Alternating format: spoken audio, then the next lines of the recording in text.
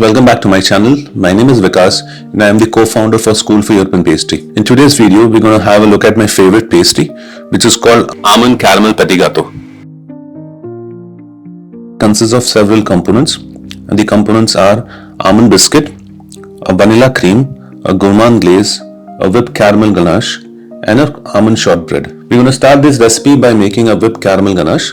This whipped caramel ganache needs to be made several hours in advance so that it is well set and chilled. Once our pastry is ready, we're going to take this whipped caramel ganache and whip it up and pipe it on top of the pastry. For the whipped caramel ganache, I'm going to start with the castor sugar. Add a little bit of castor sugar in pan and stir it till the sugar dissolves. Keep adding the sugar in several intervals so that the sugar does not burn. Once you have the caramel of the desired color, we will combine the cream and the liquid glucose and flash it in the microwave to warm it. Once you have the caramel of desired color, we will add the cream and liquid glucose to the caramel and deglaze the caramel. Once my cream and the caramel has well incorporated, I'll transfer this mixture into a tall container and allow it to cool down to around 35 degrees centigrade.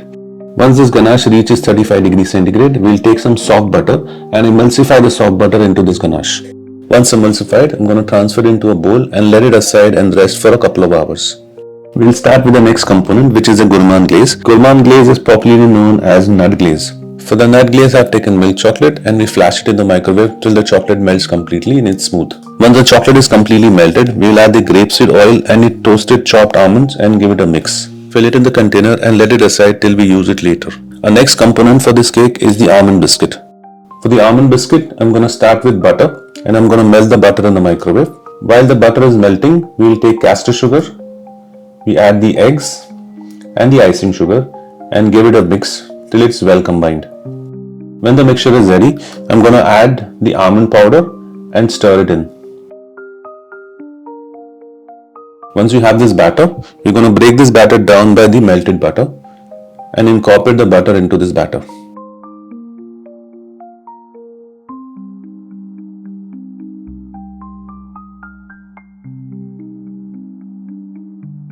Once mixed, we set this aside and start with my meringue. For the meringue, I've taken egg whites and castor sugar and whisk it together till you get a stiff meringue.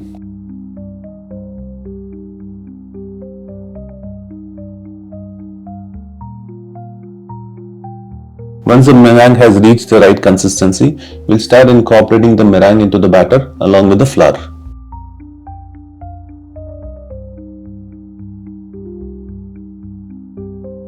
When we've achieved the right batter, we'll spread this batter over a silpat and bake it in the oven for around 12 minutes at 170 degrees centigrade.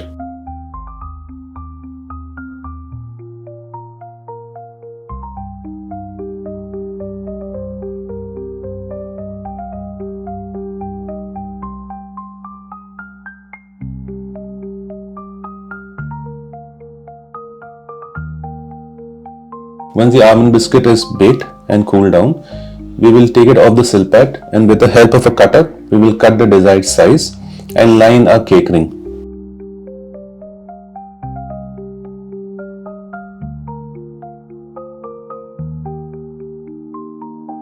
We'll place one layer of the almond sponge at the bottom of the ring.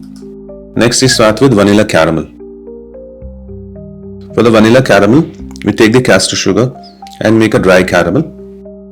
We take the cream and the vanilla bean and flash it in the microwave till it becomes warm. Once we have the desired caramel, we'll add this warm cream to the caramel and continue cooking till it reaches 108 degrees centigrade. Once it reaches 108 degrees centigrade, we add the butter and incorporate the butter into the caramel. Pour this mixture into a tall container and with the help of an emulsion blender, we'll emulsify this caramel mixture.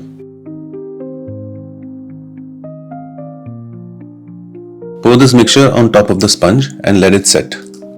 Once the caramel is set, we place the second layer of the sponge on top of it. We'll put this layer in the freezer till the pastry sets. While our pastry is setting in the fridge, we'll start with the almond shortbread.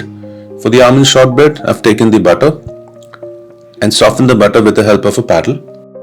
Once the butter is softened, we'll add the icing sugar and the rest of the dry ingredients till it's well incorporated and you get a nice breadcrumb consistency. Once you achieve the breadcrumb consistency, we'll add the milk inside and incorporate the milk into the mixture.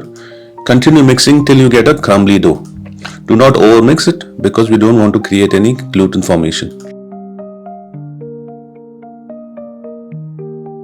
Once the dough has reached the desired consistency, we'll take it out, flatten it in between a cling wrap and place this dough in the fridge till it well set. Once the dough has rested in the fridge for a few hours, we will sheet it between an acetate sheet at around 2 mm thickness. Place this on a cutting board and cut them into rectangles. These rectangle strips are then placed between two sill forms and baked at 170 degrees centigrade for around 12 to 13 minutes.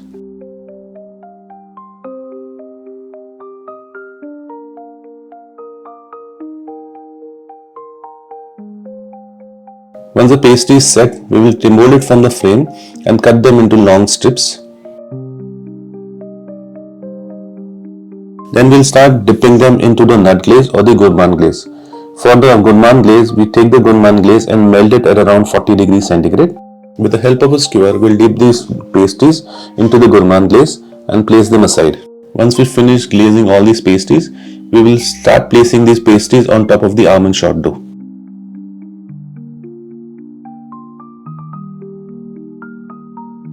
Once we finish placing all the pastries on top of the shortbread, we'll start whipping a caramel whipped ganache.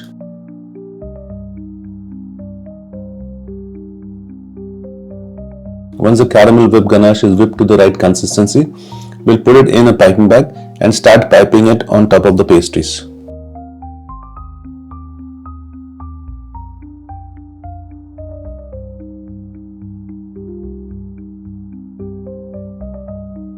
Once we finish piping, we will start garnishing them.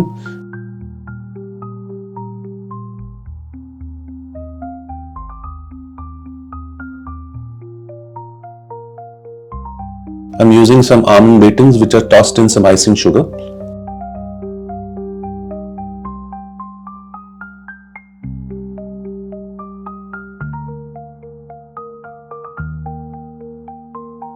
And some gold work to finish. And that's the end of my almond caramel petit gâteau. Do comment in the comment section if you'd like to see some more content like this. And please hit the like button and do not forget to subscribe to my channel.